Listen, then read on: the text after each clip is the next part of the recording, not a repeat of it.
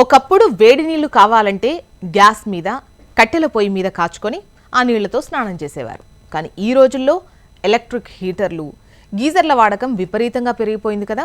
అయితే ఈ సమయంలో గీజర్లు వాడుతున్న వారు అనేక కీలక విషయాలు తెలుసుకోవాలి. గీజర్ వాడే టైంలో జాగ్రత్తగా ఉండాలి. ఆరోగ్యం కోసమే కాదు, రక్షణ కోసం కూడా గీజర్ వాడేవాళ్లు తగిన జాగ్రత్తలు తీసుకోవాలి. గీజర్లు వాడే క్రమంలో అనేక ప్రమాదాలు జరిగే అవకాశం ఉంటుంది.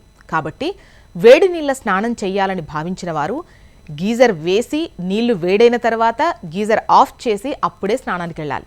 ఎందుకంటే ఒక్కోసారి గీజర్ నీటి గుండా కరెంట్ వచ్చేటువంటి అవకాశం ఉంటుంది. గీజర్లు పేలిపోయే ప్రమాదం కూడా ఉంది.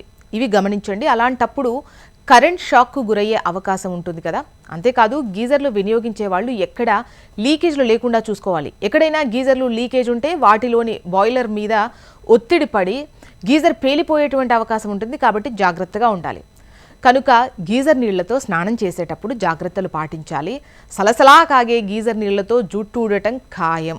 ఇక గీజర్ వాటర్తో స్నానం చేసే టైంలో వాటర్ టెంపరేచర్ బాగా ఎక్కువ లేకుండా చూసుకోండి. బాగా కాలుతున్న నీళ్లను పోసుకుంటే తప్పకుండా జుట్టు ఊడిపోతుంది. మన చర్మం కూడా పగిలిపోతుంది.